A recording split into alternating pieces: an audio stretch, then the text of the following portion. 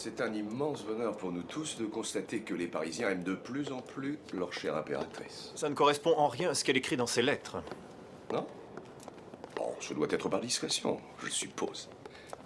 Votre Excellence convient à Braque qu'il est assez difficile pour une femme de crier à la ronde qu'elle est irrésistible. L'humilité n'est pas la principale vertu d'une princesse de la maison d'Autriche. Ne seriez-vous pas d'accord?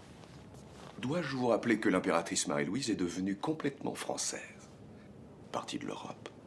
Seule la France est française, monsieur de Caulaincourt.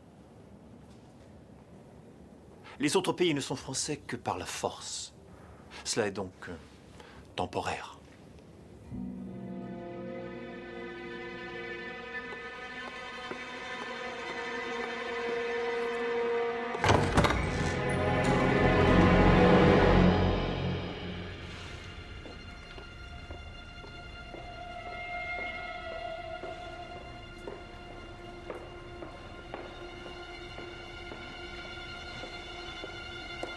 Approchez, Metternich.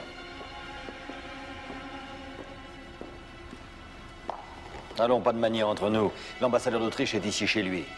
Mais avant tout, dites-moi, comment va ce cher papa François? Sa Majesté, l'empereur d'Autriche, se porte bien, sire. Et vous? Moi, je vais on ne peut mieux depuis que j'ai déclaré la paix au monde. Admirable formule, sire. Content qu'elle vous ait plu, ça m'est venu comme ça. Dans ce cas, sire, vous ne pourrez qu'accepter les conditions que l'empereur François m'a chargé de vous transmettre. Les conditions? Oui. Que va-t-on obtenir de la France en échange de cette paix qu'elle demande avec tant d'insistance? Je crains, Metternich, que vous m'ayez mal compris. Je ne demande pas la paix. Je la fais. Mieux, je l'impose. J'ai peur que la France ne soit guère en position de vouloir imposer quoi que ce soit, en l'occurrence, sire. Tout le monde est au courant que vous avez perdu le plus gros de vos troupes en Russie.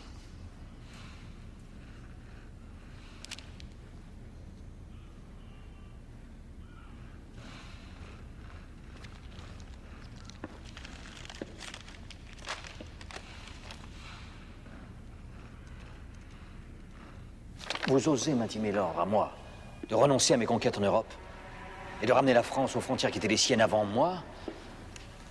Et pendant toutes ces années, des milliers de Français auraient souffert et seraient morts pour rien. Et vous êtes fou. Votre empereur est devenu fou. Vous croyez que je vais accepter ça? Votre Majesté est libre d'agir comme elle le souhaite, évidemment.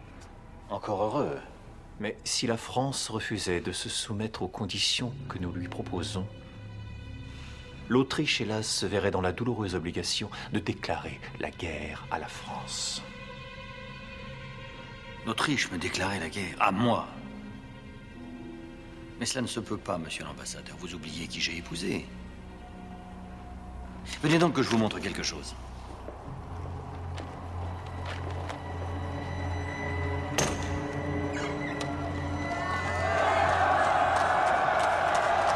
Il m'a suffi de 3 mois pour reconstituer la Grande Armée. Voici un de mes nouveaux régiments.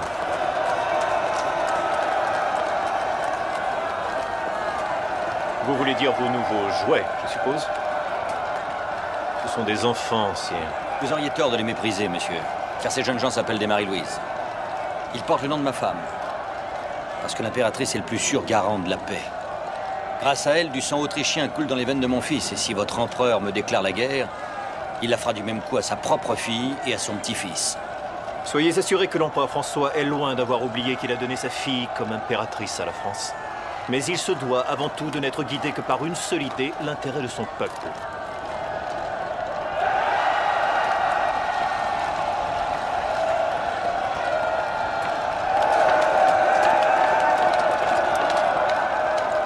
Où voyez-vous que l'intérêt de l'Autriche soit d'attaquer la France? La réalité, c'est que vous êtes manipulé par la Prusse, la Russie et l'Angleterre. Je croyais œuvrer pour la paix en épousant une Autrichienne, mais je vois que, une fois de plus, on a abusé de ma confiance. Dans le fond, tout ça ne devrait pas m'étonner, puisque les Français ont pensé depuis le début que Marie-Louise était une autre Marie-Antoinette qui, elle aussi, n'apporterait que des désillusions. On m'a dit que le peuple avait appris à l'aimer. On vous a menti. Personne ne l'aime. Personne, sauf moi. Vous allez rapporter cette réponse à votre maître. Si l'Autriche ose me déclarer la guerre, je jure d'ensevelir Vienne sous les ruines.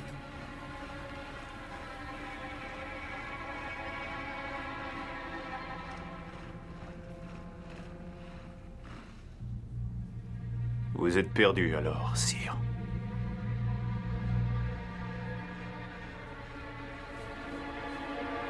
Perdu.